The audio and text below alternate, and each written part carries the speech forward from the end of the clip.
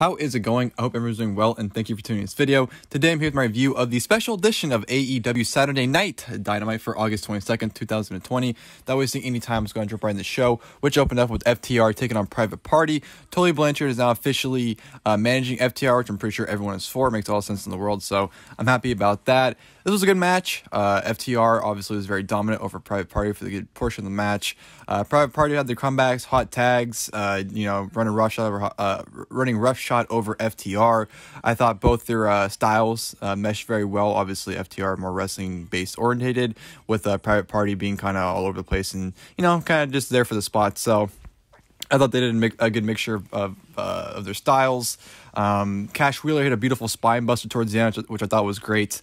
Private Party almost got the victory, but Tully Blanchard got involved, which led to FTR hitting the Midnight Express to secure the win for them. So, yeah, good match, and honestly, probably the best thing on the show. So, best thing wrestling-wise, I should say, on the show. So, yeah, good match to open the show. From there, I'm going to an 8-man tag team match. We had the Lucha Brothers teaming up with the Butcher and the Blade, taking on Natural Nightmares as well as Jurassic Express.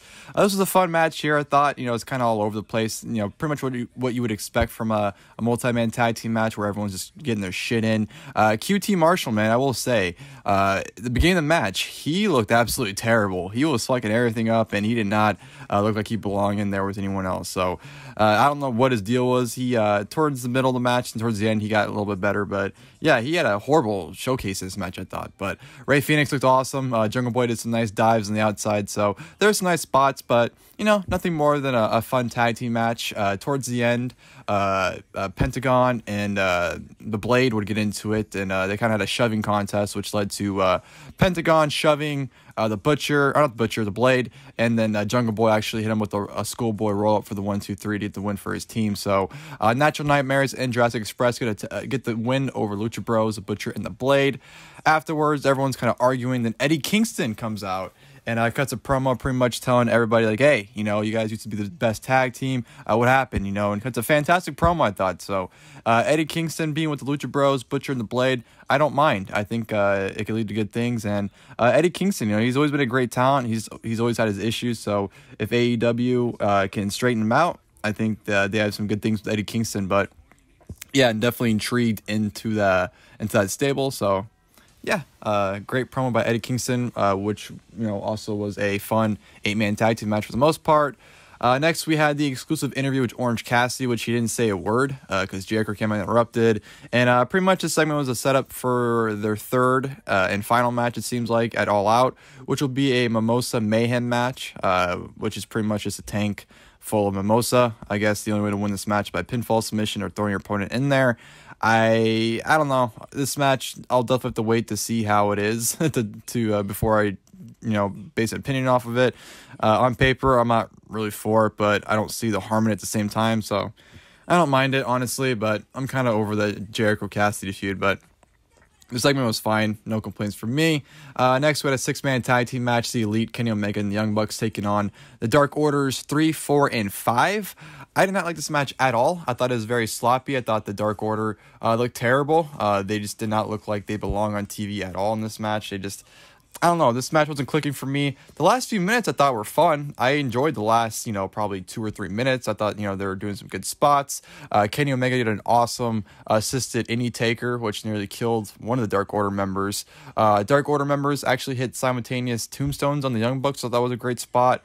But Kenny Omega just ended up hitting the One-Winged Angel on one of the Dark Order members, so gets the win for the Elite. Like I said, didn't enjoy the match. Thought it was sloppy. Didn't think it was well constructed at all. It was sloppy and seemed all over the place. And it just, I don't know, like I said, the Dark Order, Alex Reynolds, John Silver, and whatever the other person's name is, I don't remember.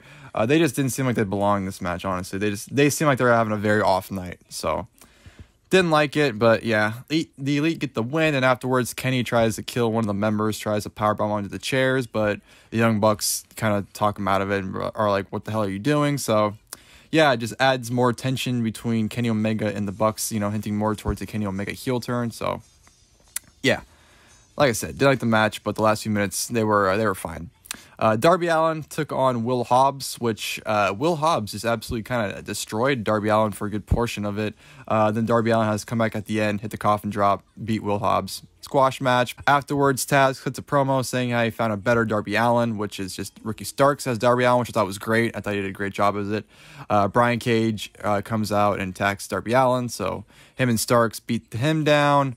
Starks hits the coffin drop up the second rope, which I thought was pretty funny, so yeah, obviously adding more fuel to that fire, into that feud as well between Darby Allin and Taz's faction. So yeah, I didn't mind that storyline progression at all. Yeah, it was what it was. But like I said, I like the storyline progression afterwards. Then we go to the AEW Women's Tag Team Tournament Finals. Of course, this was the Deadly Draw. The Nightmare Sisters taking on Diamanté and Ivelisse. This was what it was. This wasn't good, but also wasn't bad. Brandy Rhodes, she isn't good by any means. I definitely thought at the beginning of this match, her sloppiness really showed, but it was what it was. Nothing special to it. Diamanté and Ivelisse got the win after Ivelisse hit a super kick.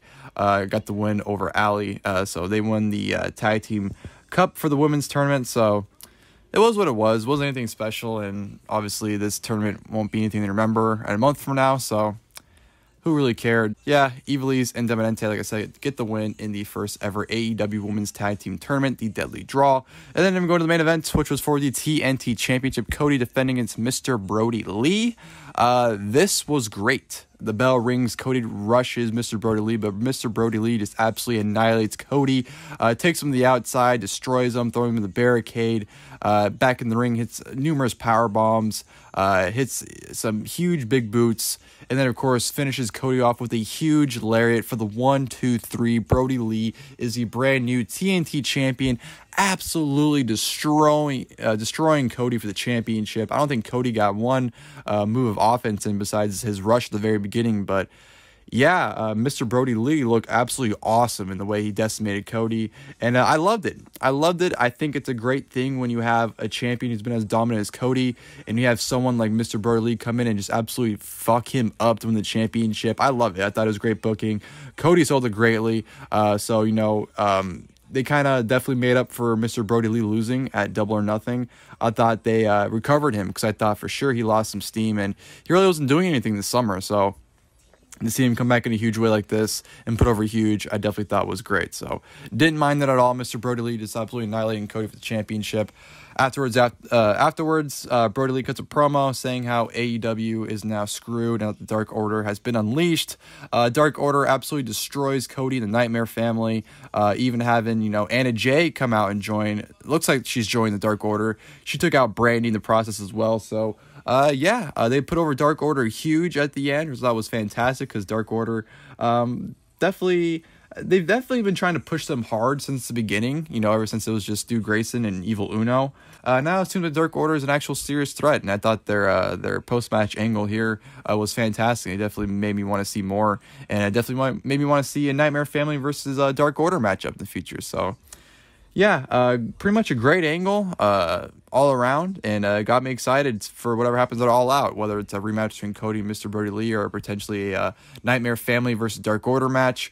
I'm intrigued, so yeah, definitely thought that was a great way to close the show, which I thought overall was, it was a good episode of Dynamite. It was definitely noteworthy. In-ring wise, it wasn't the best, so there wasn't, any matches that stood out. But I thought in terms of a booking, especially the main event, I thought it was a very entertaining show and definitely intriguing. Some of the backstage skits and some of the backstage promos as well during the show I thought were great. So yeah, overall, a very noteworthy addition to Dynamite if you ask me. And hope you guys enjoyed the video. If you guys did, please feel free to leave a like below. And of course, the next time, I'll see you guys then. Thank you guys for watching this video.